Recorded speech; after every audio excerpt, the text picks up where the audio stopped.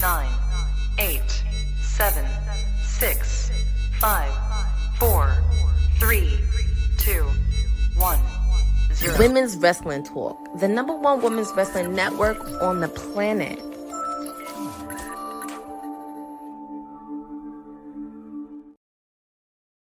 Happy Monday, everybody. This is your PR princess, your timelessly lead, Stone Cold Courtney, whatever you want to call me, on this busy Monday. So much has happened over the weekend. I know it's kind of the elephant in the room, but we have a lot of stuff happening. But I am not alone to share this big news. I'm very happy to have her with me. She is my pageant sister, and I always love pageant girls, and who to say that you can't love wrestling and pageants at the same time. So I'm happy she's able to step in. I'm very happy to develop my pageant queen, wrestling sister, Victoria Waco. Hey. How are you? I am doing good. Yes, so much has happened this weekend. I think I might be getting gray hair from it all. It's a lot. It is very much a lot that has happened. Shout outs to Cousin Ron. Happy Monday. Also, our producer from the future, Dylan, in the land down under. And before we even talk about anything, before we even talk about Raw first, we got some breaking news that actually happened before we got on the show. We have learned that, unfortunately, Naomi is not cleared for Monday Night Raw tonight, so she will not have her anticipated match against Io Sky tonight, and do wish her a speedy recovery. But Victoria, I just want to get your thoughts on this, because this actually happened right before we were getting on. I saw the Twitter or the X or whatever we call it now, and I was so sad because I don't know what's wrong with her, but her momentum with this character and this heel and the proceed with caution has been like next level. So I'm so bummed for her that whatever this is, I hope it doesn't take her out for long, because this is like, she's just, the character development has been like chef's kiss. Yeah, that's really the sucky part about this, because this actually came on like right before we were about to get on Raw, because we were excited about this match, but then we heard this news. But for some odd reason, and I don't know why, I just have a feeling it may be a triple threat match between Io, Naomi, and Stephanie Vaquer. Reason I say that is it really sucks because Io did not get pinned. And you would think it would happen on Raw, but I just have this slight feeling it may happen at Clash in Paris. That, I had not thought of that. That could be so interesting. And I love Stephanie. I think she's amazing. But imagine what her and Io could do. Like, I'm just envisioning the possibilities right now with those three in my head. And it could be next level. That could be next level. And plus, Paris, we already know how the crowd in Paris is. We've seen them at Backlash in France. We've already seen them how they are overseas on Raw and SmackDown when they come to Paris. So they will be very excited. But we shall see what happens. And do want to wish Naomi a speedy recovery. And hopefully she gets back soon, because I am enjoying her character. But as we mentioned, we do have Monday Night Raw happening tonight in Montreal, Quebec, Canada. We did hear announcements from Adam Pearce yesterday on socials. As we know who's going to kick off the show. CM Punk is going to kick off the show, and sure, he has some words to say towards Seth Rollins after the aftermath of SummerSlam. We're also going to see Sami Zayn taking on Rusev one-on-one. Also, this is a backyard for Sami Zayn because he is from Canada. And we're also going to see Maxine Dupree in her toughest test taking on the Women's Intercontinental Champion, Becky Lynch. All this happening and more. And Victoria, who are you? And actually, before I get to you, Monday Night Raw is happening at the top of the hour, 8 p.m. Eastern Time, 5 p.m. Pacific on Netflix Live. So do not miss it. But Victoria, going back to you, is there anything that interest you on Monday Night Raw happening tonight?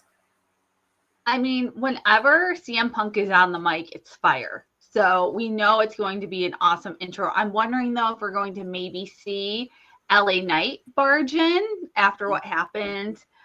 So I'm curious who might also be involved. I, though, want to give it to Maxine Dupree. I feel like she's been working so hard. Naomi has really taken her under her wing. So I'm excited to see what this could be. I'm hoping it's a little redemption arc for her after kind of, not doing the best in matches. So, and I think that she's in with the best person she could be in. I think that we all know that she's going to be led and helped along in this match, but I just want a redemption moment for Maxine. So I'm very excited for it. Yeah, actually, I'm very excited to see Maxine Dupree because she has been working a lot in the ring with the boat Natalia. I mean, those two have been very, very close and connected. And if you saw the social post with Maxine, she has been training super hard for this big, big match against Becky Lynch. And I know these two are definitely going to really go at it with each other and want to see some moves by Maxine. We may see some unexpected wrestling moves that we may not see. So, but as Bosa said, it is a non-title match with Becky Lynch. The title is not on the line, but of course, we will see the boat at ringside. Also, with the fact too, like you said, I'm pretty sure we'll see LA Knight because with the fact, if you saw the end of Raw, CM Punk and Roman all got in with each other. So that's also something too, because the new trifecta with Seth and the Brawns, they've been attacking LA Knight, they've been attacking CM Punk, but they just really need to lash it out with each other. So we shall see with a common enemy, but I do think it will be a 6-man tag team match between Roman, CM Punk, and LA Knight taking on Seth and the Brawns. But we shall see on that. All this happening on Monday Night Raw at the top of the hour. And that is your Raw preview. But of course, we have to address the elephant in the room because this has been circulating throughout the whole weekend. Karrion Kross. It is so sad. Well, if it's true, it is so sad. Or it will be the most epic swerve we've seen in a long time. I have a running joke. My husband knows this. I'm obsessed with Scarlett. I think she's fabulous. I think everything about her is amazing. And I love them as a package. And so I'm just curious to see what is going to happen next. It seems like they're really gone. I mean, their t-shirts up now on Pro Wrestling Tees. They're apparently taking bookings, but who knows? You just never know anymore. It's really interesting because I've been following the story a lot the last couple of weeks because there's been times where some people say, oh, their contracts are expired. Are they going to re-sign or not? And going to release. And also you kind of go back with what happened with R-Truth. There's just so many things. Is it real? Is it a work? Is it everything else? And I'm going to put my PR cap on and my insider lens on this one because there's a lot of questions with this. And also with the fact too, we did see Scarlett tweet out over the weekend, actually yesterday, where her and Karrion Kross are now accepting bookings.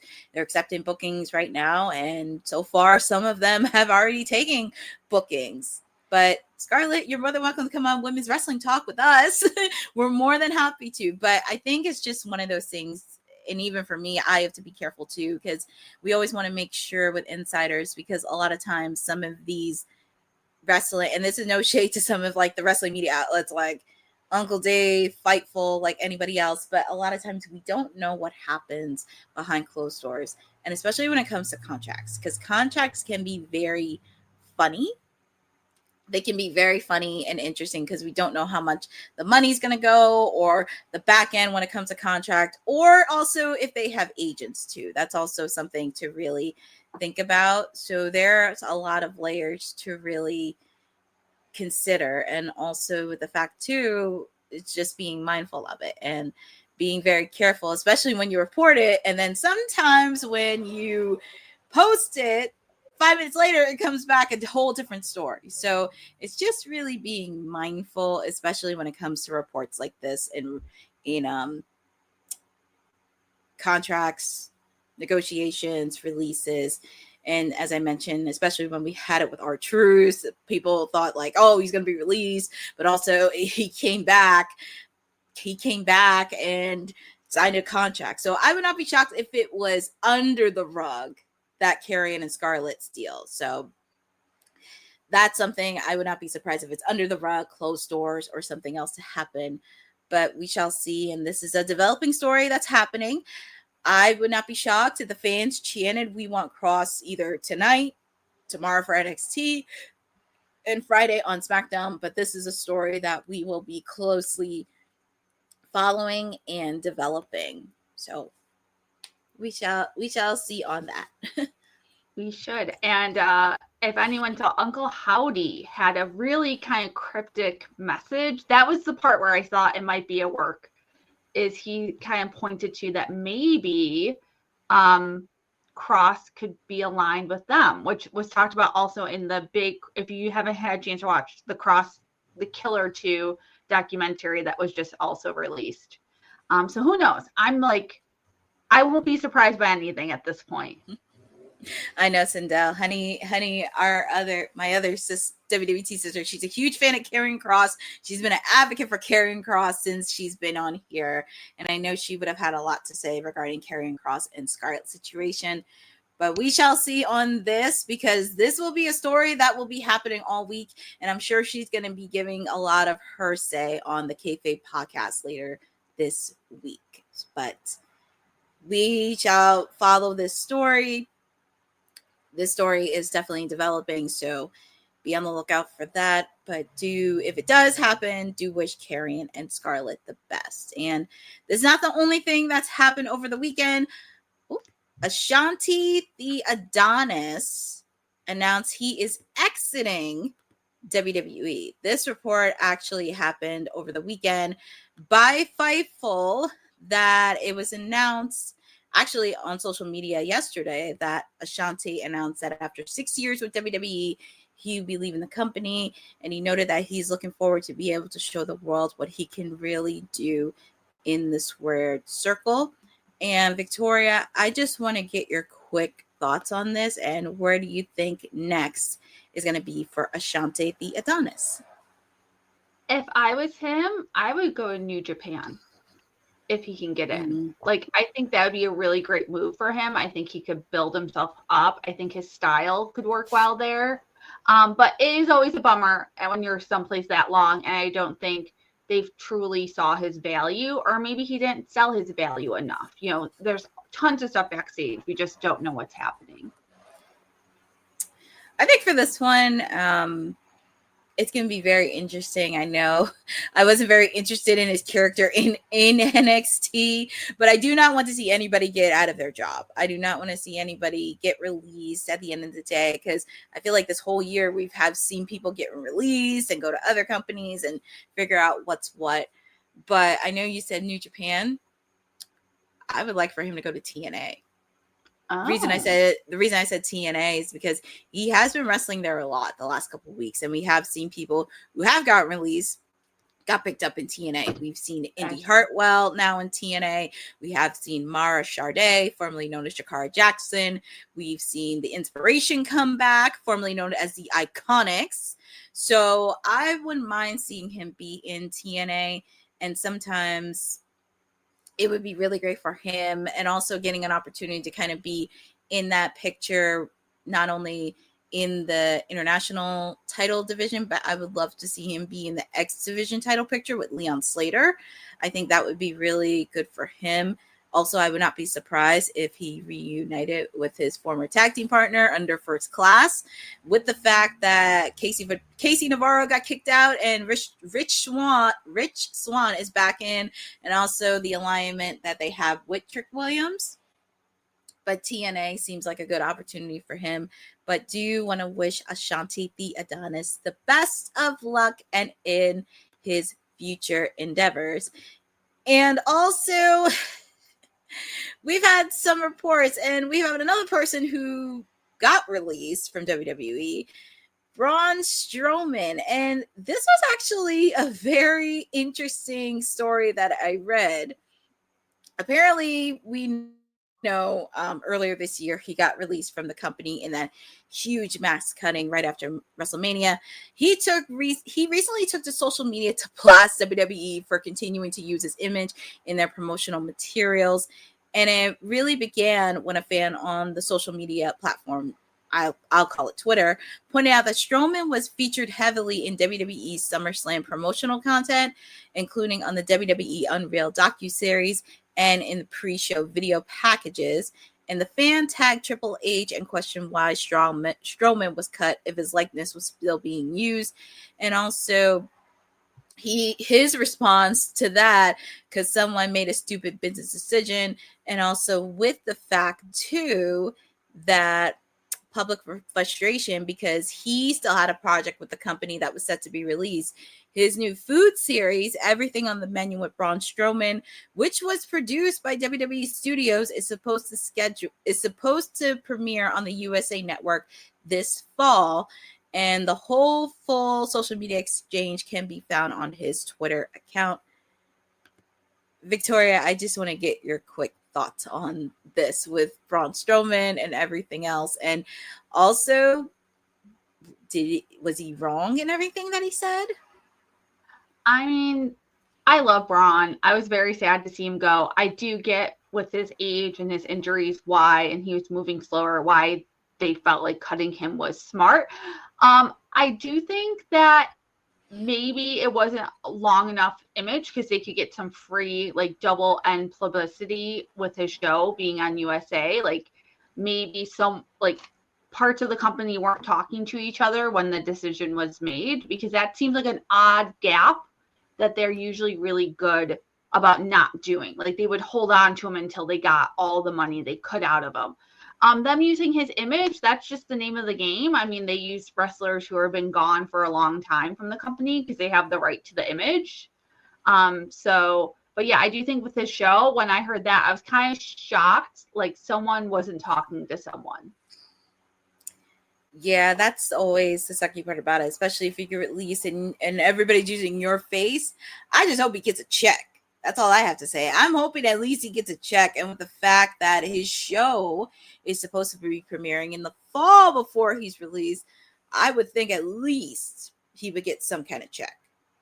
Because I don't think he's wrong on some points, especially with the fact, because if somebody used my stuff, especially if after I left and I'm being used on promotional stuff and everything else, I would probably be a little bit teed off, and I would probably reach out to the board of like WWE, TKO, Endeavor, and be like, hey, I would like at least a cut of the check. No, absolutely.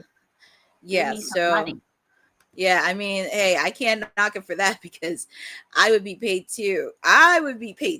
And yeah, with Braun Strowman. And also, I'm surprised they didn't do similar with Omos. I know with Omos, they're trying to make him like this lifetime human figure over in Japan or something else, but they could have done something similar with Braun. But that's a conversation for another day with Braun Strowman. And also with that, Naomi's not the only person that's injured. Adriana Rizzo. This actually happened over the weekend where she tore her ACL and meniscus injury. She announced her injury on a post on her social media account, and she referenced a string of bad luck with injuries, but she's also said she's ready to put in the work to come back and be 100% healthy for the first time in her WWE career. So, Victoria, I just want to get your thoughts regarding Rizzo on the status of this, because we don't like to see wrestlers get hurt, but also what's going to be next for her when she comes back 100% healthy. You know, this one broke my heart, especially an ACL is not an easy injury to come back from. And especially I'm worried because the women's division at NXT moves quickly. They're amazing stars. There's tons of talent there. and she could easily be forgotten and or lost in that mix. So that's a bummer. I hope she heals up quickly. I hope she gets the best treatment she can. And she comes back and is able to like re-find her spot in that lineup, because it does move so quickly over there. Yeah, Rizzo was definitely somebody that was very interesting. I know she was with the D'Angelo family, but seeing her be on her own a bit and just really be in that one-on-one action, I thought at least like she could take it. And since I started watching NXT within the last year, this is really interesting. And also, kind of like you said, there's no room for errors, especially with a loaded women's division they have. Everything goes quickly. I mean, we see who is the NXT Women's Champion and also the TNA Knockouts Champion. We also see Lash Legend going one-on-one with Nia Jax, and Sol Ruca being the NXT North American Women's Champion, and people are pushing for her to be on the main roster. So there's no breaks in time. And also with the fact too, you also see the people from Evolve. You see people from WWE Evolve, and now it's a possibility they may be coming to NXT. We also have LFG. They're in their second season, and a lot of people in the Performance Center are hungry for a lot of action and championship gold. But I do wish Rizzo the best of luck with her injury. And as Dylan said, it does suck, especially if you tore ACL. We've seen this happen not just in wrestling, but we've seen it happen in the world of sports, whether it's football, basketball, hockey, soccer, any type of sport. Nobody should suffer from a torn ACL. And do want to wish her a speedy recovery. Do you want to do that? Also, quick news regarding AEW. This is actually very interesting. Oh, sorry. Hold on. Let me. Oh. Okay, here we go. So, there it is. So just a little quick news that happened over the weekend on Collision, where we do have a big match this upcoming weekend. We have 4 of the best technicians out there. Hechicero, Nigel McGuinness. You're not seeing a ghost. This is Nigel freaking McGuinness. Lee Moriarty and Daniel Garcia. They're going to be in a fatal 4-way match. And the winner gets a shot against Zack Sabre Jr. at Forbidden Door for the IWGP Championship.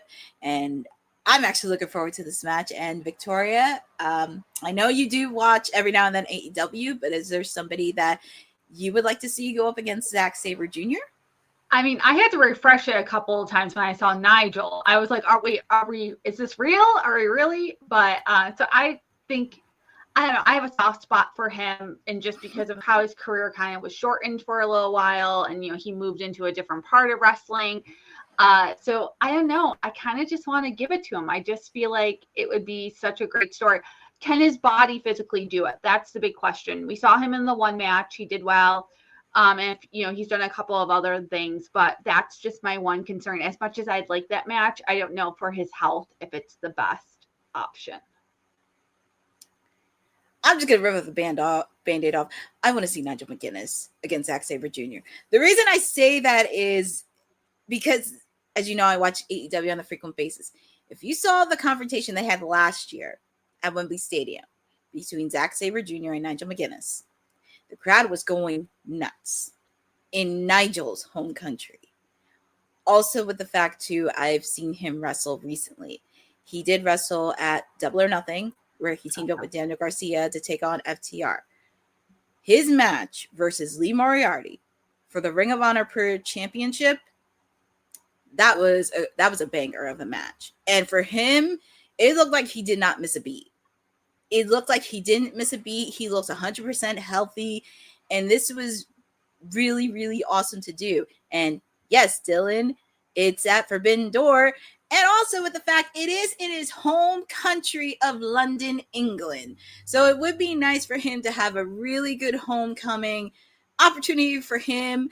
Honest, I'm going to tell you something. If I don't know if it's going to happen, but if Nigel McGuinness wins some gold, I'm just saying. I'm just saying the crowd would be on their feet it would be interesting on how he would do commentary, because he also does commentary with Tony Schiavone on Collision. But that would be very interesting to see, and also seeing the friendship that he has with him and Daniel Garcia. But I'm picking Nigel McGuinness for this. It's definitely going to be a banger of a match later this week on AEW Collision. Winner of this match gets a face-off against Zack Sabre Jr. at Forbidden Door in London, England. Also, I wonder who they'll bring in to help. Yeah, that would be interesting, especially if Nigel McGuinness wins. But I'm bringing Nigel McGuinness. He's starting to grow on me, even though he doesn't say not nice things about Bryan Danielson. But I think deep down he cares about Bryan Danielson. But that's just me. Also, a little bit of AEW news, because we got some people that have resigned.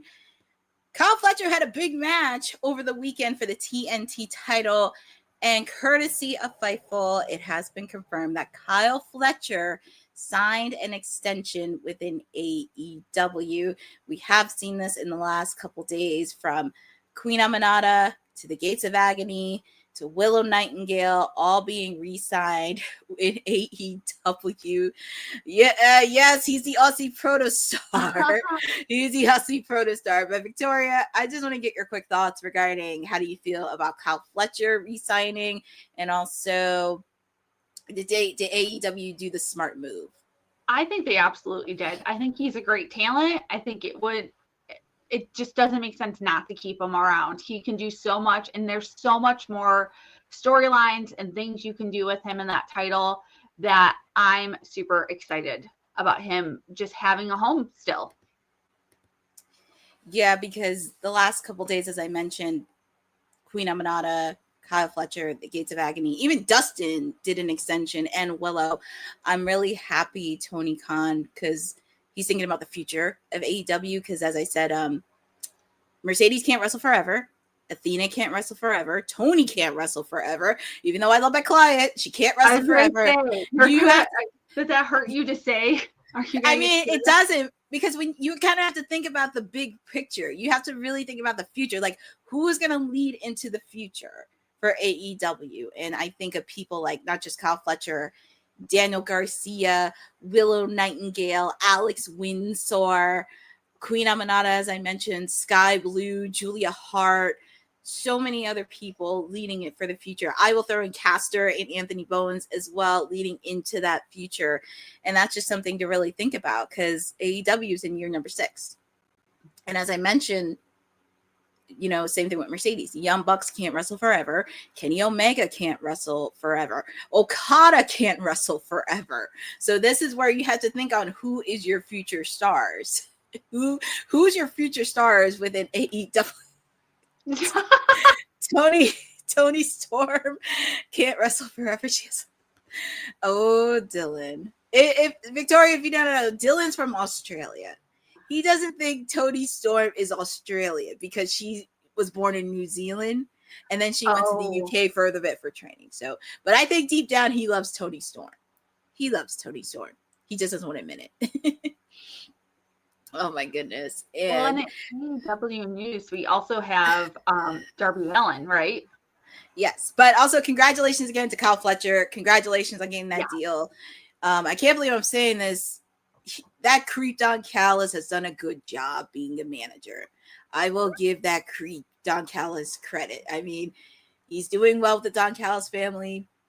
Hopefully we get to see Kyle Fletcher have a memorable, not just matches, but also memorable storylines to holding the TNT championship. So congratulations to Kyle Fletcher, the Aussie protostar. And as you mentioned, Darby Allin. This man is just, we've seen him come back from All in Texas, and even though when he is stalking the Death Riders, he's fresh from climbing up Mount Everest, and he's back in the fold. But Darby is not the person to shield away from adventure, and he actually has another goal in mind. He was speaking to Steve O on Wild Ride, and he was asked about his next adventure. He quoted, "I'm literally stopping and smelling the roses right now. I just want to be focused on being grounded as possible. I do want to go to space. As I got down from Mount Everest, I made it a point to myself. I'm not going to try and fill this void with X amount of crazy stuff. I was like, stop and smell the effing roses, he said. I mean, one, I agree with him. Like, let's take a pause and like maybe, get back into the fold at AEW. But also, does this mean that Tony Khan might have to get the rights to Rocket Man for him at some point? That was my first thing I thought of. Like, what other song could you use for him if he goes to space? I mean, I don't even know. Hey, look, I give credit to Darby Allin. That man is a risk taker. He's willing to do anything, almost anything, to the next level, and very proud of him, especially going into space. I mean, hey, if he can climb up Mount Everest, he can do almost anything, even though he's very crazy and he's done a lot of crazy things. But he's also put out a challenge to Jon Moxley at Forbidden Door. Hopefully he gives him an answer by Wednesday. And yes, Bosa, he did, because he kidnapped that little runt Wheeler Yuta in a heartbeat, and I was laughing about it. So he really wants the Death Riders, but I wouldn't mind seeing Darby Allin. I mean, Darby Allin's done a lot of crazy things. You can't knock it for that, especially climbing Mount Everest. You can't even knock him for it. So, Darby, if you want to go to space, you go to space. Just make sure to come back down safely. And plus, unfortunately, you have other people that are quote unquote unqualified to go to space. So if they can go, why not Darby? Just have to make sure he goes through proper training. Could you imagine being in like the spaceship though with him?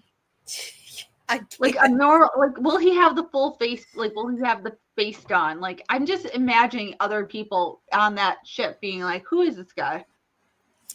I don't know. We do it. But Dylan, to be fair, Darby beating Mox for the title was a missed opportunity. Well, we're going to see on that, because I'm thinking long term on this, because I do think Darby is going to get the title. Just not yet. Not yet. I do think a lot's going to happen, because, Hangman is a champion. He still has to deal with MJF. By the way, MJF still has to deal with Mystico. So there's a lot of layers to this. But I do think Darby will get an opportunity for the title. It's just people got to be patient. But this is wrestling fans. Wrestling fans don't want to be patient, right? Never. They don't want it. And Bosa put a question in. Who from New Japan or CMLL could team with Darby versus the Death Riders? Ooh. That's actually a good question. Oh. I hadn't even thought about that possibility. Oh, Dylan has a good idea. Oh my goodness. Well, a fact. Really? Well, the fact they were married, but that's why I'm like, they might end up hurting each other more than they hurt the other team in that situation. I don't even know. I think for this one, I don't know why, because this is very interesting, because right before Forbidden Door, they're going to be wrapping up the G1 tournament over in Japan. And I'm trying to think who would be there from either New Japan or CMLL. I could see maybe Atlantis or Atlantis Jr. teaming up with Darby Allin, because they're part of CMLL and they're a popular luchador, so that could be something. And also, I forgot the name of this luchador because Bryan Danielson admires him. And he actually wore his mask when he came back at All in Texas. I forgot his name, but he could team up with him. And the New Japan side, my mind's drawing a little bit of a blank, because I'm trying to think who familiar from that space would be. I mean, maybe Darby Allin could call up Ish from the conglomeration. Could call up Mark Briscoe from the conglomeration so he can use Ish. Or maybe Kota Ibushi, because he teamed up with Kenny Omega. And I'm sure Kenny Omega, because we haven't seen Kenny Omega since Texas. So that could be something. So there's a lot of possibilities floating out there. And I'm sure by Wednesday or next week, we could see who is going to be from New Japan and CMLL. Actually, I would not be surprised if we see Tanahashi. I would not be shocked at all. Oh, that's a good point. Yeah, because he's on his farewell tour as well, and he'll be done in 2026. And we know Darby is very good with, I mean, him and Sting worked very well together, and he was good at, helping Sting at his age, still show up and do all the things he does really well. So he's proven he works with veterans like that really well. Yeah. So, because him and Sting were a good tag team. And like I said, I would not be surprised if Tanahashi got involved somehow, some way involved. But it'd be very interesting with the Death Riders because we know Gabe Kidd, he's out with a serious injury. That's why he couldn't compete for the G1 tournament. So I don't know, because John probably knows some people within New Japan. Don't let him fool you. Do not let him fool you. But Darby Allin, he wants to go to space, but also, and I'm actually going to remove this because I didn't have an image for this. So John Cena, because I can't believe it's almost at the countdown. John Cena has named his wrestling soulmates. And this was a report that was done by Fightful, but also over the span of his 20-year career, Cena squared off with many of the top talent that has been featured throughout WWE. While speaking at the Boston Fan Expo, courtesy of the Boston Herald that reported this, Cena was asked about his wrestling soulmates, naming some of his biggest rivals over the years, in addition to his recent rival Cody Rhodes. He quoted, "I have a few wrestling soulmates. Those are Randy Orton, Edge, CM Punk, Seth Rollins, and AJ Styles. But gosh, I can't take any shine away from Cody Rhodes and Adam too." And throughout his retirement tour, as we've seen, he's faced off with many of his wrestling soulmates as he had final bouts with Randy Orton, CM Punk, most recently Cody Rhodes, and more. And as we mentioned, he's scheduled to retire later this year, and he is set to face Logan Paul at Clash in Paris. I mean, so of that list, the next most possible person for him to face is AJ Styles, right? Because sadly, I think my favorite rivalry he had was Edge. I just think it was, with his dad being involved, it was just at another level of just where they went with that storyline. And sadly, we will not most likely get to see a final round of him and Edge, which does break my heart a little bit. But yeah, of that list, AJ Styles is the one left. And notice who wasn't on that list, they're teasing him facing any day now. Yep. Edge was definitely his most, because I remember watching that entire rivalry and it was very personal. Like, he invaded Cena's house. He slapped his father in the face right before SummerSlam. That was very crazy to watch. And also, it was just very personal, those two. I think somebody said it was kind of like Lex Luger and Superman with Edge and John Cena, having that superhero reference. That was actually an interesting rivalry. Obviously, him versus Randy Orton was oh my goodness. Like, they've known each other from OVW days. That's like so much history with there. Of course, AJ Styles, him versus AJ Styles. That was really good. And also with the fact too, it would be interesting for him to face AJ Styles. And also, I'm trying to see how that's going to play out, because I know AJ Styles still has some business with Dom. And he wants that Intercontinental title from Dominic Mysterio. That's the only thing. But like I said, we're going to see Logan Paul facing John Cena at Clash in Paris in a couple of weeks. Does John Cena wrestling soulmates have to sign? I don't think you have to sign a relationship contract. It's 15 pages. I don't know about that. Cope ain't getting out of that contract. Dylan, why you gotta make fun of Edge? Dylan's on fire this morning. What have you had 2 cups of coffee? What's going on over there in the land down under? Well, he's from Australia and it's morning over there. He's in the future. He's like in the next day. So he's on fire. Oh my goodness. Don't be making fun of Edge. It's that look, leave Edge be. He's trying to do the best he can in AEW, even though he's faced off against that Weasel Stokely on Wednesday. Victoria. Oh, okay. There you go. It's 9 a.m. Cena's last run being, well, yeah, I don't think it's lame. It's just kind of getting a little, not nostalgia, but also taking a trip back in time to some of his opponents. And especially if you witness John Cena's entire career, especially going back when he started in 2002, you kind of realize that some of the milestones and rivalries he had are actually very important in wrestling.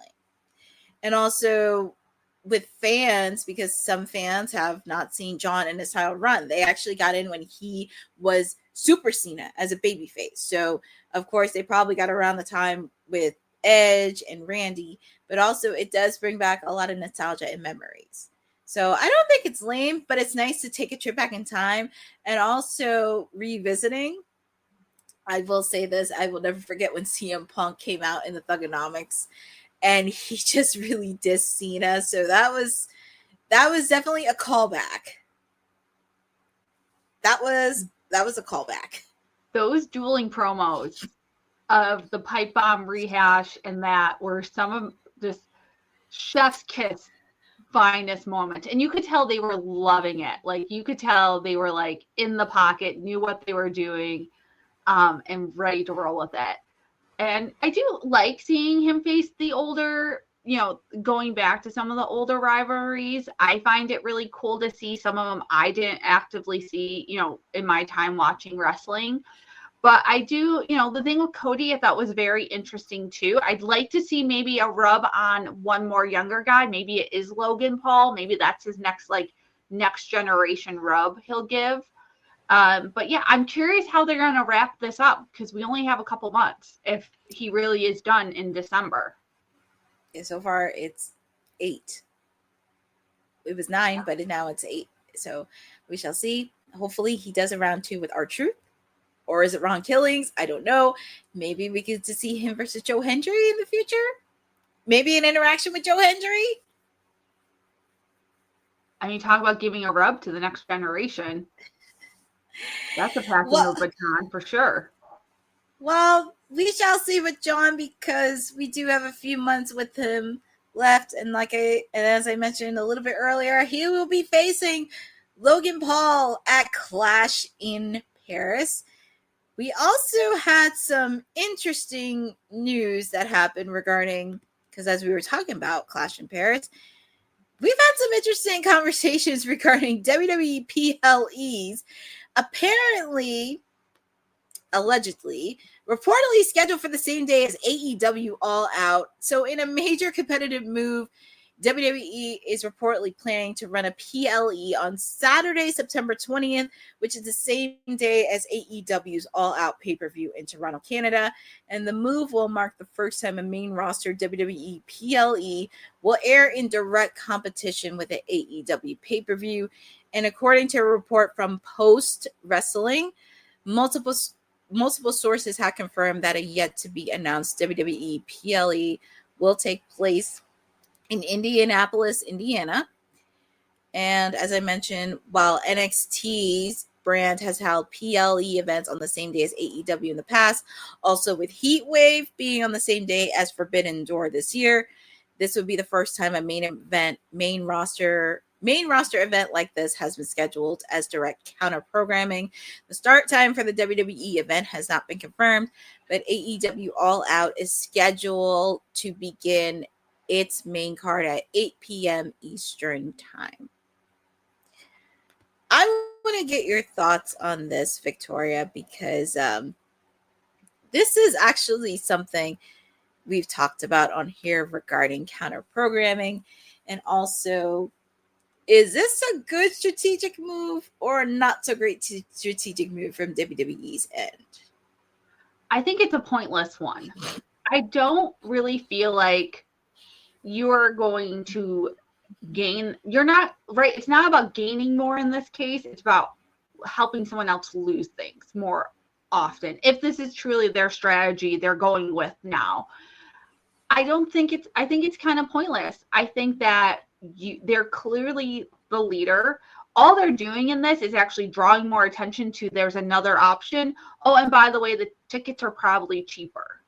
So if you're a wrestling fan who wants to go see live wrestling, they're just reminding you, you have another option on the same day, somewhere else that could be a better fit for you.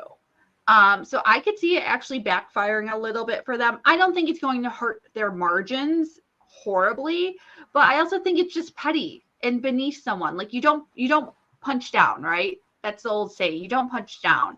And I think it's not it's not WCW and, Turner, whatever. This is a totally different beast. And I'm all about competition in wrestling. I think it helps wrestlers have more options to make money. I think it helps fans have more options to watch. But yeah, I think ultimately, like, I might go to the Toronto show. Like, they're equal distances for me, and I would get more wrestling for a lower price, most likely. I'm gonna rip off the Band-Aid on this one because I was ripping off the Band-Aid because I just think it's very petty.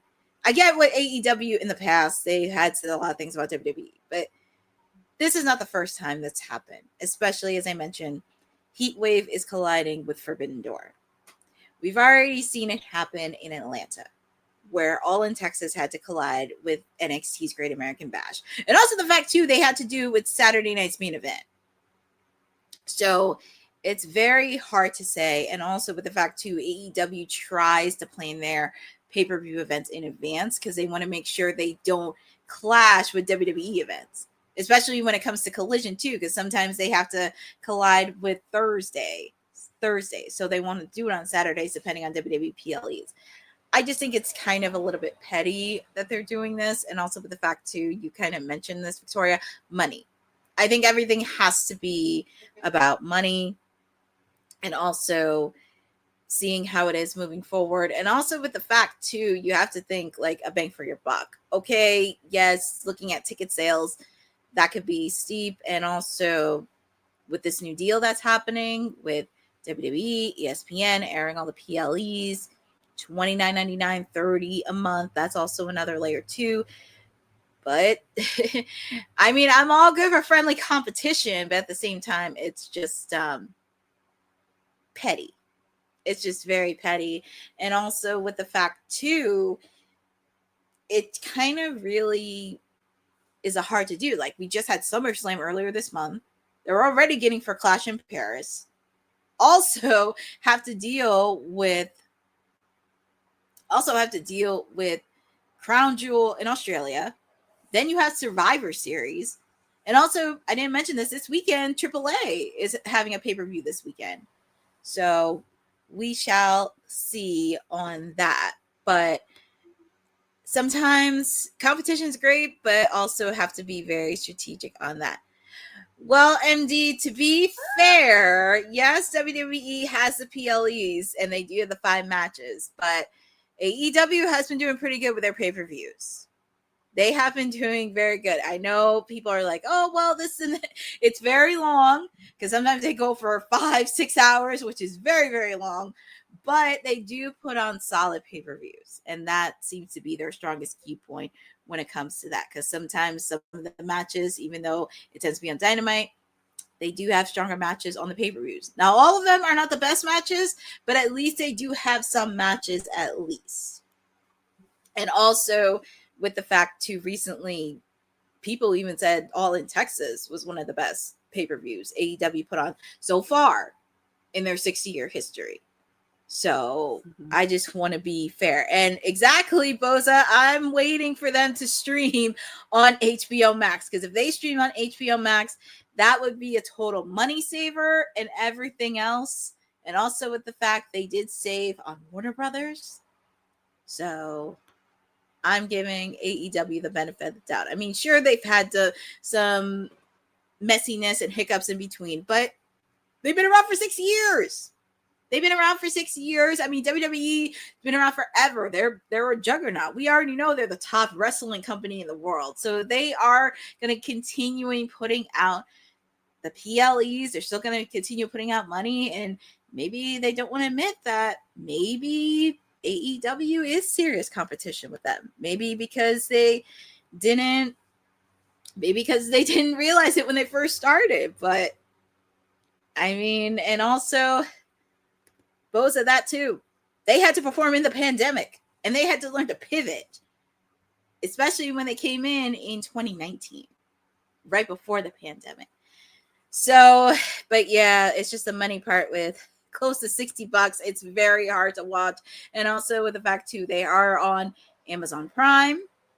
I just kind of wish Amazon Prime did a package for anybody that pays for it, especially if they watch AEW pay-per-views. But that's just me. That's just me in a way. But AEW is still going to continue it. We're going to get the PLEs. Everybody's going to watch it. And if you don't, like I said last Friday, if you don't like or trash AEW, don't watch it.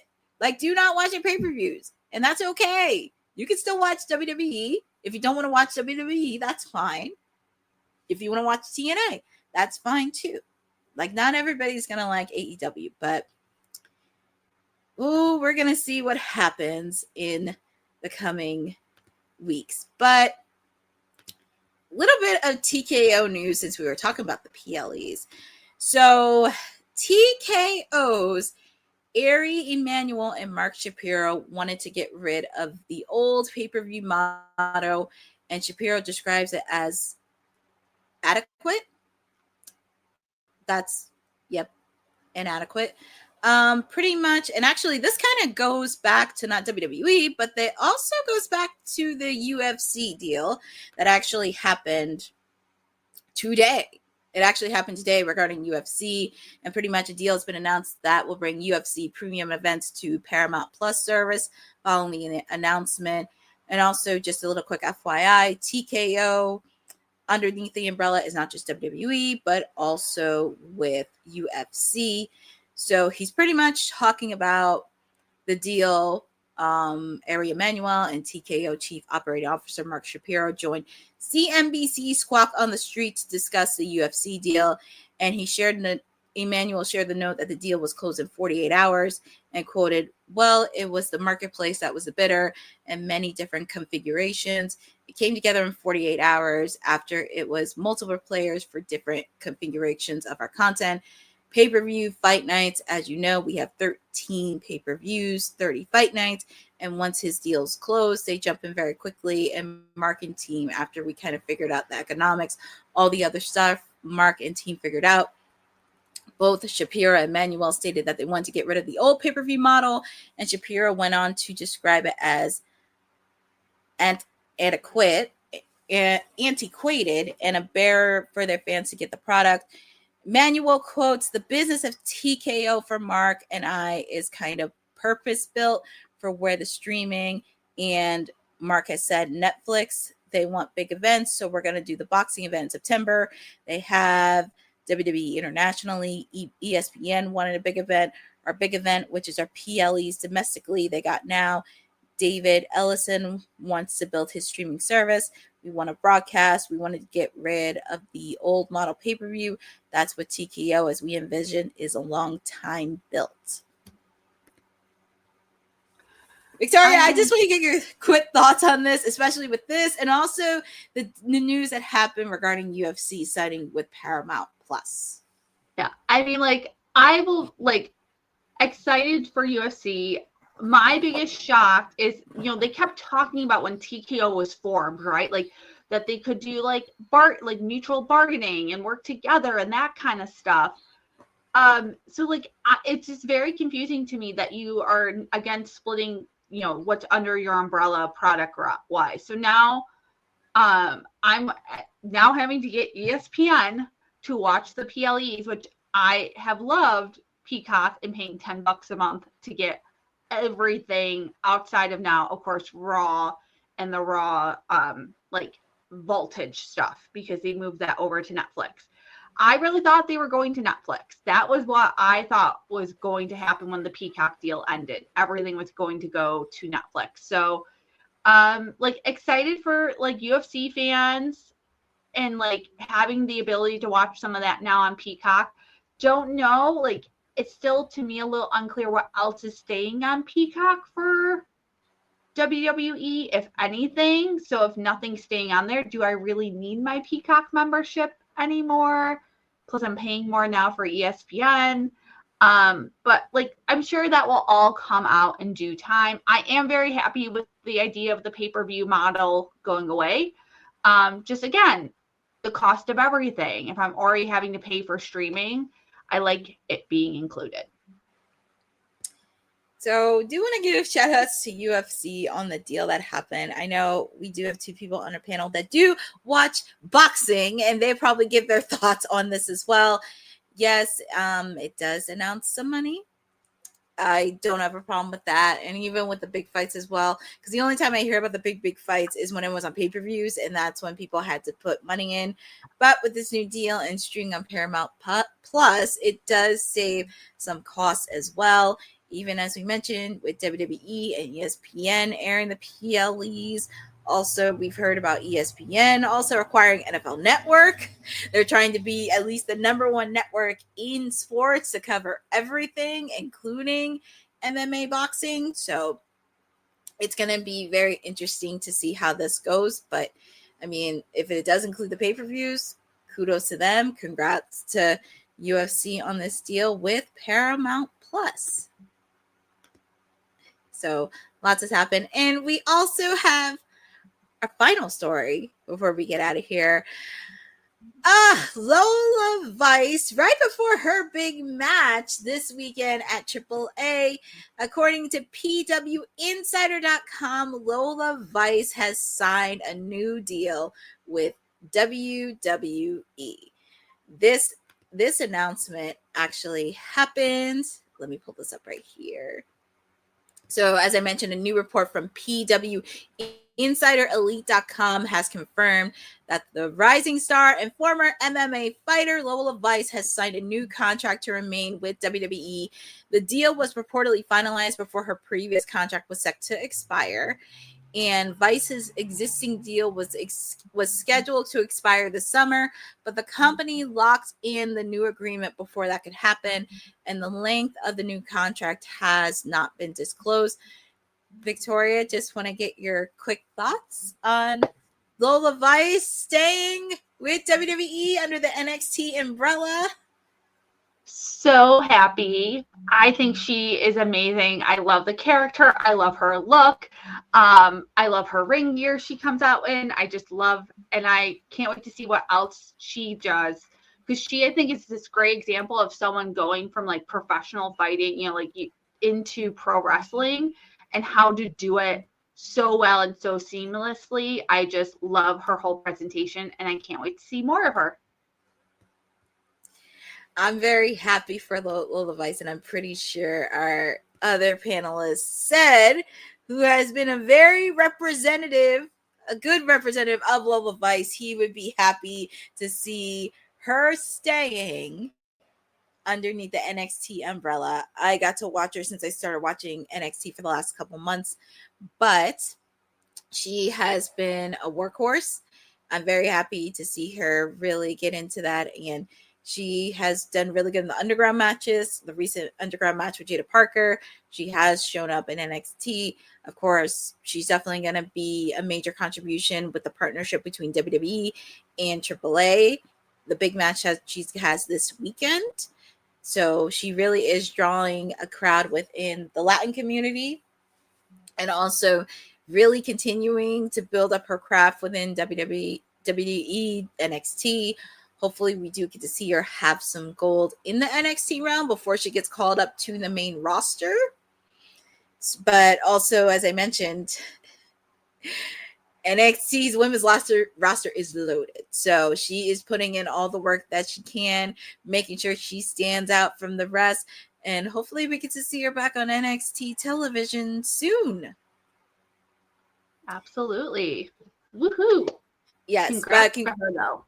Yes, but congratulations to Lola Vice on signing her extension. And we do get to see her still be a part of NXT. And hopefully we get to see her on the roster soon. And that actually wraps up our stories that we had on a busy Monday today. It was. And I still feel like things keep developing more and more. Like every time I check Twitter, X, whatever you call it now, there's like a new link to something happening, be it a signing, an injury, stuff going on with Cross. It's just, we'll have hopefully know more by, Wednesday, or have more clarity. We should have more. Why Victoria Rising? Mike. I will pay you for that. Oh my goodness. This is just something. But yeah, it's been a busy Monday. We had so much news happening, but we have to wrap up because it is time, because we got to get ready for Monday Night Raw. But Victoria, where can the people find you? So you can find me on all platforms at Victoria Waco, just my name. I'm super boring. And yeah, all of them, all the same. You are not boring. She does have good content, but the people can find me chirping sporadically on WWT Mondays, Wednesdays, and Fridays.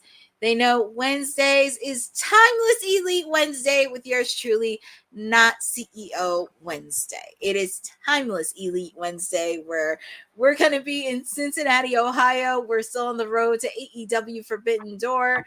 Lots of action happening, so you do not want to miss my watch along there. Please make sure to follow at Courtney NJ11 on all the content that I have.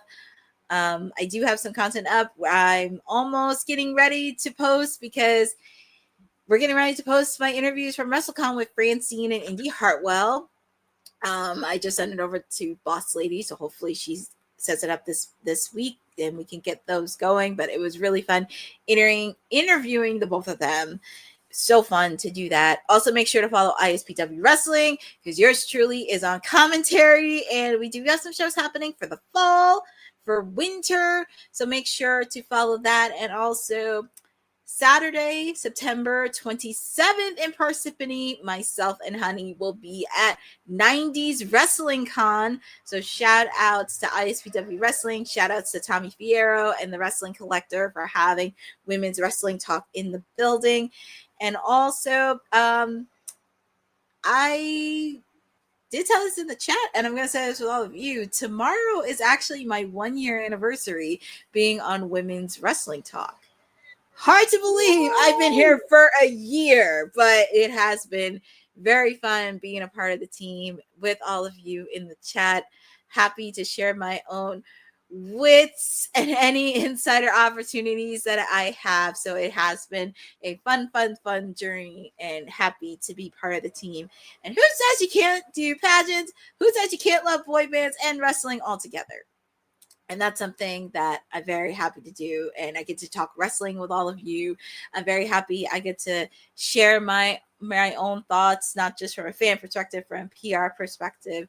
And it has been extraordinary sharing it with all of you, especially being Wednesday nights on AEW streaming. So yeah, lots has happened, but thank you guys for having me a part of the team. Thank you. But please make sure to follow not just us. Please make sure to follow the rest of our team on Women's Wrestling Talk. They are doing work. Make sure to check out my siblings, the Kayfabe podcast with Honey, Will, and Dion, because I'm sure they will be giving the top stories that have been happening later in the week. So check out with that, and make sure to follow Women's Wrestling Talk, the #1 women's wrestling network on the planet. Have a great evening, be safe, and enjoy Monday Night Raw. Thanks for joining WWT. Don't forget to like us on all social media platforms at WW Talk Pod. Like and subscribe on all video and audio platforms, like yesterday, my G.